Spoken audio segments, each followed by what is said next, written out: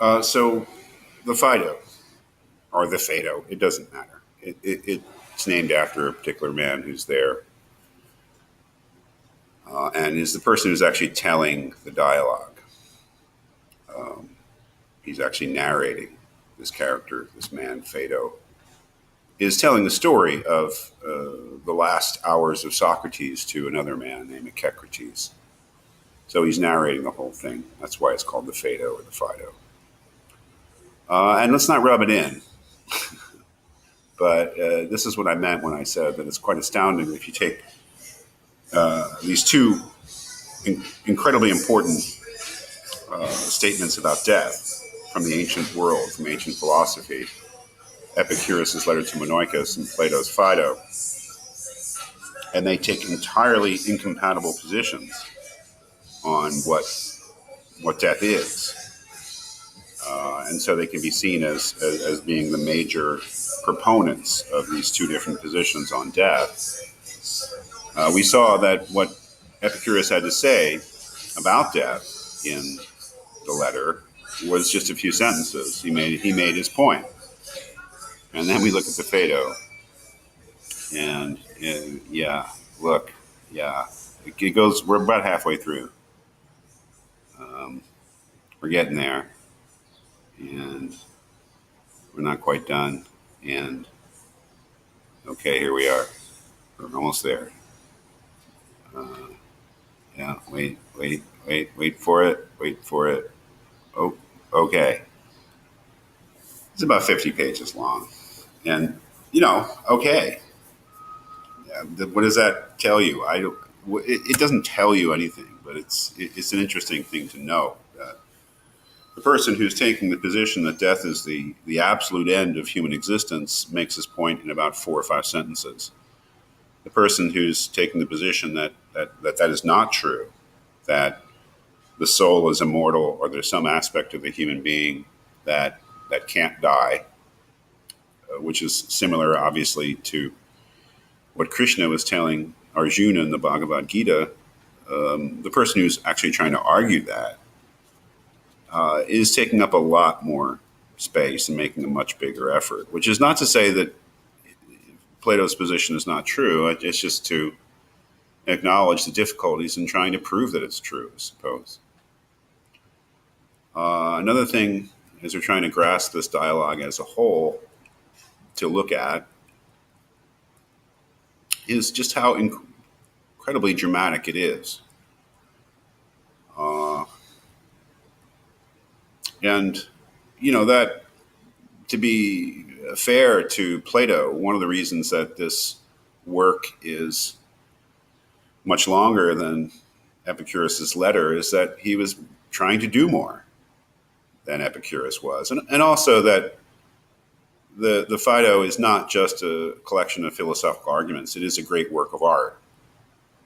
It is an astounding literary document, as well as being a profound philosophical statement. And one way to grasp that is to sort of start at the beginning. Once Phaedo starts telling the story to Echecrates of what's going on, is that in the beginning of the narration, we have this living man named Socrates, who starts out, he is being let out of his chains because he's in jail for, as we know, for being found guilty of the charges that were brought against him in the apology. We have this living creature, this living man, Socrates, who is speaking with his friends and expressing his thoughts and living his life. And then at the end,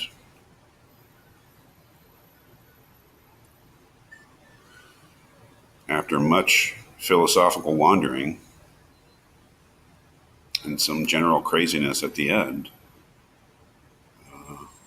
we have a corpse. He's dead.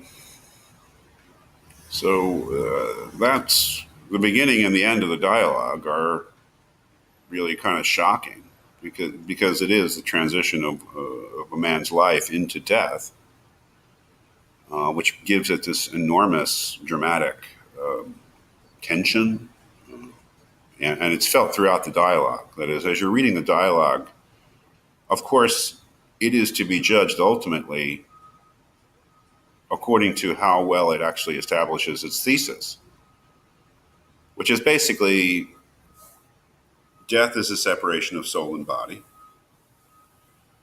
Although the body dies, disintegrates, the soul lives on and has an independent existence in which it is now, as we'll see, finally able to do the sort of things that it always wanted to do, but it was hampered in its earthly life. And that means basically get true knowledge to the philosopher. But that the fundamental thesis is that death should be seen as a separation of soul and body, but that the soul can exist independently from the body, can continue an existence of its own separate from the body. That is the great thesis here that Plato is trying to defend, a thesis that I believe Epicurus and probably Aristotle would have found not absurd, but just not very credible. So it is a very, very difficult thing to try to establish, as Plato well knows, as Socrates well knows. But as you read through the Phaedo, and it is difficult work, it contains a lot of arguments, some of which I will be talking about, probably some of which I'll be ignoring, but I'd like you to read the whole thing. One of the things to keep in mind is don't let these arguments get you too frustrated. Keep in mind that this is a document of the last hours of Socrates' life, and that even if the arguments here and there are not so great, that there's a certain greatness in just making arguments in the last hours of your life, especially in Socrates' case, because this is what he's done all his life, and this is how he chooses to end his life, is doing his thing.